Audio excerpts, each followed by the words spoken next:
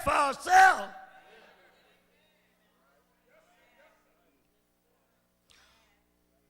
Paul greets them in the beginning of this book kindly. He speaks grace and peace from God the Father. That didn't come by the law. The law that kept us in captivity. Who gave himself for our sins, that the fullness of time had come, that he might deliver us from the present evil world. In other words, God has set us free. Paul told them that he knew that they had heard the gospel and that there is but one gospel, which is of God. He told them that Christ was redeemed, had redeemed us from the curse of the law. Someone had been teaching a different, leading them back to the old way of the law, which man could not keep already. Paul said in this book that he was marveled. You know, like it knocked him off his feet when he thought, after them hearing the gospel and presented to him, why would they even consider going back? Almost like if Paul was here today, he'd say, they tripped me out, man. Because it's like he was flabbergasted about that. That's something for us to think about today. Listening to old friends, Paul tried to tell them that the fullness of time is here. Today, right now, Jesus has been sacrificed for us. We have been redeemed. Paul talked about himself. It's like he said, you got to listen to me because, see, I've been there.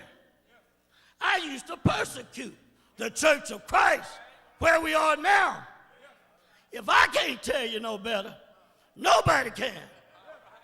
And when I accepted Christ, it came down, it was rich. You have to know that when the light came down, and he didn't say then, but he said that came from heaven, knocked him from the beast he was on. And the Lord told him, Saul of Tarsus, why persecutest thou me? There were some people around. They said that if you knew how I was and how I got changed, you got to know that it's real.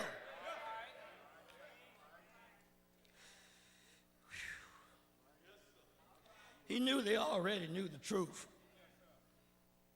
And you got to keep, believe, and trust in the truth if you're going to stay free. In chapter 5, verse 1 of Galatians, it says, stand fast, therefore, in the liberty with Christ has made us free, and be not entangled again with the yoke of bondage. He said, because you're missing out if you go back. Because for us, when Jesus came and said that the fullness of time had come, and Jesus came for that purpose, to redeem us, when he came, that allowed us the opportunity to be adopted.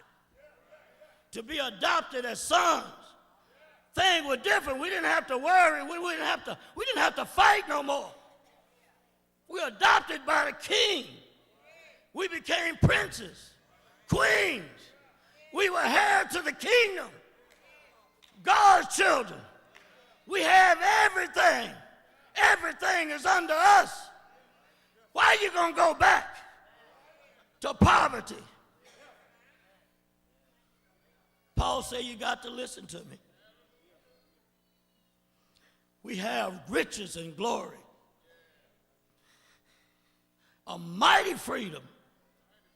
Not just that, but he talked about if we accept this, and we got to accept it, we got to trust it, we got to believe it, then we would be able to have big fruits. That we would have fruits of peace, fruits of joy.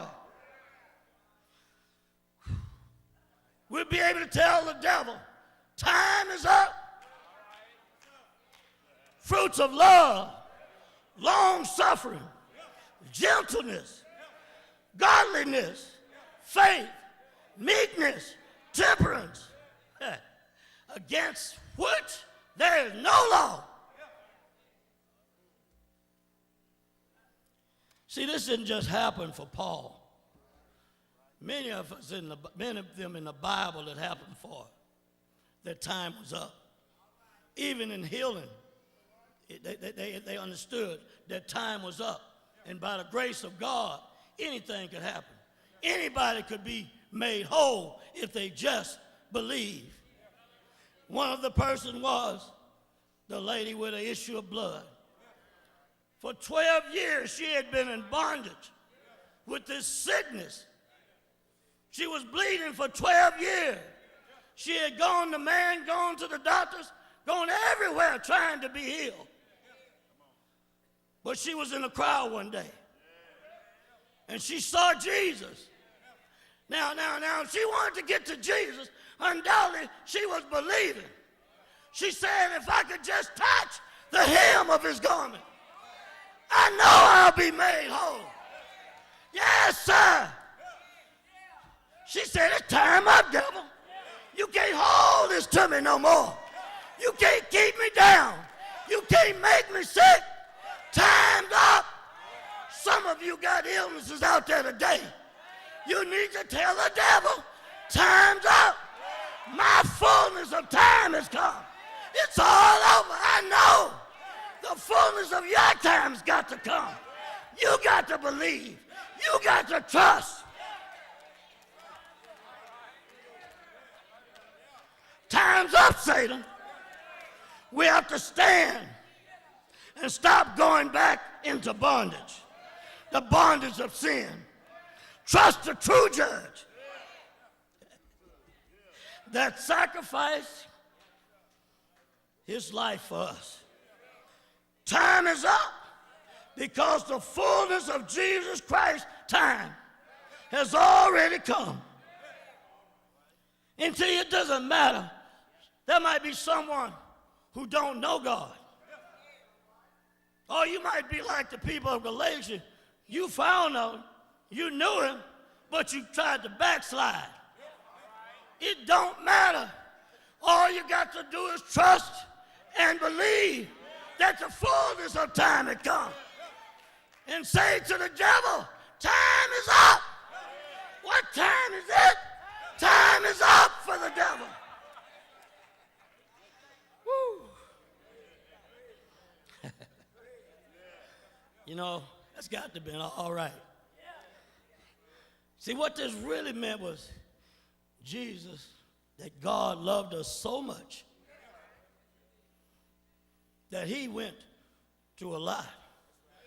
It's like God had to say, I'm sick and tired of being sick and tired of my people being in bondage. He had enough. He had enough so much that he was going to the extremity to send his son down to die for us. Woo! God is all right. That's a lot to do. And I could see God smiling in heaven, going, you had your day, devil. You've done all that you can do. But I'm looking at my people, and I'm going to do something when the time comes. You got to wait till the time comes. And when that time gets there, my son is coming down. I could imagine baby Jesus when he was born. God smiling from heaven. Devil, your time is up. Your time is almost here. And they tried to get Jesus. They wanted him killed. They tried to find out where he was. Nobody would tell him. The wise men, they wouldn't tell him. Nobody would tell him because they knew what was going to happen. He said, you tried to do that, but it's okay.